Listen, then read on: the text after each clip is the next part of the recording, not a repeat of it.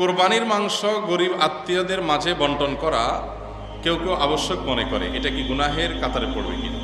খুবই দরকারি একটা প্রশ্ন। এবং কোরবানির সামনে আমাদের কোরবানির গোশত, এটাকে আল্লাহ রাব্বুল আলামিন 3 ভাগে ভাগ করার জন্য আমাদেরকে উপদেশ দিয়েছেন। ফাআত'আমুল কানিআ ফাকুলু মিনহা, তোমরা কোরবানির গোশত নিজেরা খাও।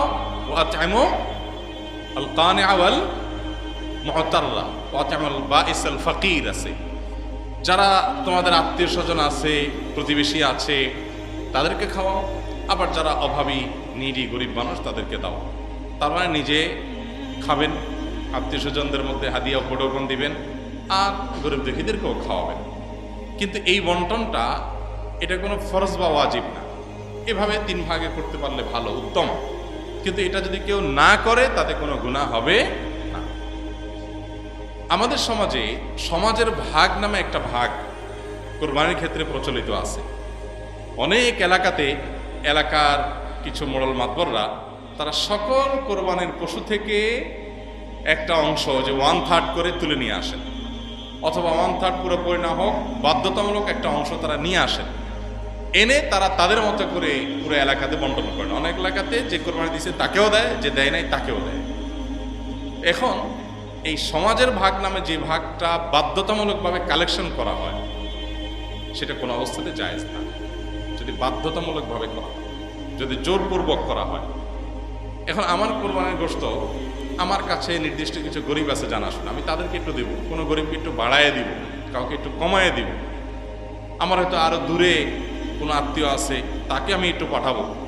এখন আপনি এসে সমাজের ভাগ নিয়ে আপনার মতো আপনি বন্টন করতেছেন। আপনি আমার থেকে নিয়ে আপনার মন মতো এভাবে বন্টন করবেন এবং সেটার জন্য সামাজিকভাবে এক ধরনের বাইন্ডিংস তৈরি করে দিবেন।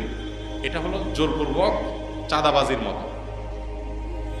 আমাকে আল্লাহ রাব্বুল আলামিন আমার সম্পদ দান করতে বলছেন, আমি সম্পদ দান করব, দান করলে আমি সওয়াব পাবো, আল্লাহ আমাকে উৎসাহিত করেছেন। এখন সমাজ থেকে যদি আমার কাছ থেকে বাধ্যতামূলক দানের টাকা নিয়ে যাওয়া হয়, নিয়ে তাদের মতো তারা গরিব মানুষকে দেওয়া হয়, ব্যাপারটা কেমন হবে? তো কোরবানির গোশতের ক্ষেত্রে অনেকটা এই পর্যায়ের অনেক এলাকাতে হয়। আমাকে অনেক ভাই বলেছেন এবং বিভিন্ন এলাকার ব্যাপারে আমরা খোঁজখবর নিয়েছি যে এরকম কিছু মানুষ তাদের মোড়লগিরি মাতবরি করার জন্য এটা একটা উপায় বাইর করছে। যে পরের ধানে পোদ্দারি একটা কথা আছে না, পরের ধনে পোদ্দারি। তো অন্যদের কাছ থেকে গোশত কালেকশন করে এনে উনি এবার এই প্যাকেট দিচ্ছে, ওখানে প্যাকেট দিচ্ছে, ইমাম সাহেবকে দিচ্ছে, মজলিস সাহেবকে দিচ্ছে, উনি এখন মোড়ল হয়ে গেছে। এই পরের ধনে পোদ্দারিগিরি করতে গিয়ে দেখা যায় যে আমি আমার কোরবানি গোশত খুশি মনে আপনাকে দিব না, কিন্তু আপনি জোর করে নিয়ে যাচ্ছেন।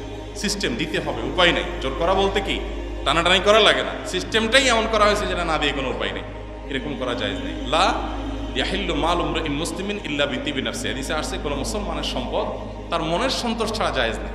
এক্ষেত্রে সমাজের ভাগ দিতে গিয়ে যদি কারোর মনের ভিতরে উসফুস থাকে, কেউ হয়তো নিজে একটু বেশি করে রেখে খাবে, তো সে রাইট তো আছে, শরীর তো তাকে বাধ্য করে না, কিন্তু আপনি তো তার কাছ থেকে জোর করে উঠে নিয়ে আসছেন। তো এরকমটি করা জায়েজ হবে না। হ্যাঁ, যদি একটা গরুরতে কয়েকজন অংশগ্রহণ করলেন, অথবা একটা ছোট্ট সমাজের কয়েকজন সম্পূর্ণ উইলিংলি তারা নিজেরা খুশি হয়ে দিয়ে কোনো একজনকে দায়িত্ব দেন যে তুমি সবাইকে সমান করে বন্টন করে দাও, বা গরিবরা সব ঘরে ঘরে যায়, তার চাইতে একটা জায়গা রেখে তুমি দিয়ে দাও, সবাই উইলিংলি করেছেন, সেটা অবশ্যই জায়েজ হবে। কিন্তু যেটা বললাম, গ্রামে যেটা হয় বা বিভিন্ন এলাকায় যেটা হয়, যে সমাজের নেতারা একসাথে বাইর হয় কয়েকজন মিলে গোশত কালেকশন করার জন্য, দিবা না মানে না দিলে তো সমাজে টিকতে পারবে না, তখন নিরুপায় হয়ে মানুষ যায়। এরকম চাঁদাবাজি করা জায়েজ নয়। উদ্দেশ্য ভালো হলেও যেহেতু মানুষের অসন্তোষের একটা ভয় থাকে, শঙ্কা থাকে, সেজন্য এটা কি হবে না, জায়েজ হবে না। এরপরে প্রশ্ন হলো, সবকিছুতেই হারাম হালাল বিবেচনা করতে হবে এমন কোনো কথা নেই। এই বাক্যটি কতটুকু যুক্তিসঙ্গত? এটা ওই ব্যক্তির জন্য যুক্তিসঙ্গত যার আল্লাহর প্রতি ঈমান নাই। আল্লাহর প্রতি ঈমান না থাকলে সবকিছুতে হালাল হারাম কেন টানতে যাবে? সে যে ইসলাম গ্রহণ করেছে, ইসলাম মানে আত্মসমর্পণ, নিজেকে পরিপূর্ণভাবে আল্লাহর কাছে সমর্পণ করে দেওয়া। আল্লাহর কাছে যে নিজেকে সমর্পণ করেছে, সে বলে কোরআনের ভাষায়, কুল ইন্না সালাতি ওয়া নুসুকি ওয়া মাহইয়ায়া ওয়া মামাতি লিল্লাহি রাব্বিল আলামিন, নিশ্চয়ই হে আল্লাহ, আমার সালাত, আমার কোরবানি এবং আমার জীবন এবং আমার মরণ সব কিছু আল্লাহর জন্য নিবেদিত। সব কিছু আমি আল্লাহর উদ্দেশ্যে নিবেদন করলাম, সব কিছু আল্লাহর জন্য সমর্পণ করলাম। তাহলে আমার জীবন, পুরো জীবনটা আল্লাহর কাছে সমর্পণ করে দিলাম, তাহলে আমার জীবনে কি করব কি না করব সব তো আল্লাহ তাআলা বলবেন। কেউ কারোর কাছে আত্মসমর্পণ করার মানেই হলো যার কাছে আত্মসমর্পণ করেছেন তিনি যা বলবেন এখন তা করবেন, এই তো। তো আমরা ইসলাম গ্রহণ করেছি মানে আত্মসমর্পণ করেছি আল্লাহর কাছে, অথবা আল্লাহ তাআলা যা বলবেন সেটাই আমরা করব। এখন সেখানে যদি আমি বলি না সব ক্ষেত্রে তো হালাল হারাম নাই, কিছু হালাল হারাম মানবো কিছু হালাল মানবো না, তো এইসব লোকদেরকে আল্লাহ বলেছেন উদখুলু ফিস সিলমি কাফা, তোমরা ইসলামে পরিপূর্ণভাবে দাখিল হও, কিছু মানবা কিছু মানবা না তা হবে না। আল্লাহ আরও বলেছেন আতামিনুনা বিবাদিল কিতাবি ওয়া তাকফুরুনা বিবাদ, তোমরা কি কোরআনের কিছু অংশের প্রতি ঈমান আনবা কিছু অংশ অবিশ্বাস করবা। এই বিষয়গুলো ওই ব্যক্তির জন্য প্রযোজ্য যে ব্যক্তি আল্লাহর প্রতি ঈমান আনে নাই। যে ব্যক্তি ঈমান এনেছে তার মুখে এরকম কথা মানায় না, সে পরিপূর্ণ নিজেকে আল্লাহর কাছে সমর্পণ করেছে, অতএব আল্লাহ যা বলবেন সেটাই তার একমাত্র করণীয় হবে, একমাত্র বর্জনীয় হবে। যদি দুজন মানুষ একসাথে কোনো পাপের কাজ করে, তার মধ্যে থেকে একজন তওবা করে, তাহলে কি কিয়ামতের ময়দানে অপর ব্যক্তির আমলনামা দেখানোর সময় তওবাকৃত ব্যক্তিকে দেখা যাবে কিনা দয়া করে জানাবেন। না, দেখা যাবে না।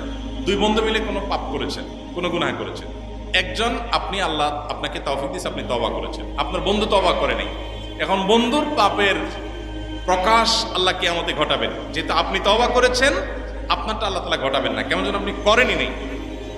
কারণ হাদিসে আসছে আত-তাইবুনা যামবি কামাল্লা যামবালা, যে ব্যক্তি গুনাহ করার পর তওবা করেছে সে যেন গুনাহ করেই নাই, এভাবে আল্লাহ তাআলা মুছে দিবেন, পুরো প্রোফাইল থেকে ক্লিন করে দিবেন, কোথাও কোনো আলামত থাকবে না ইনশাআল্লাহ।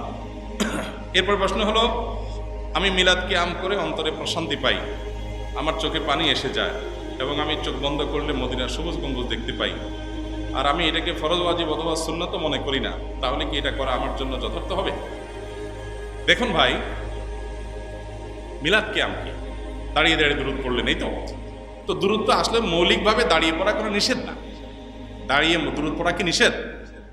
দুরূদ বসে যেরকম পড়া যায় দাঁড়ায়ও, হাঁটতে হাঁটতেও পড়া যায়।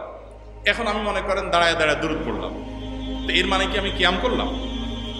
কিয়াম তো একটা সুনির্দিষ্ট পরিভাষা, এর মানে হলো বসা অবস্থা দুরূদ পড়তে পড়তে হঠাৎ কি করা, দাঁড়ায় যাও।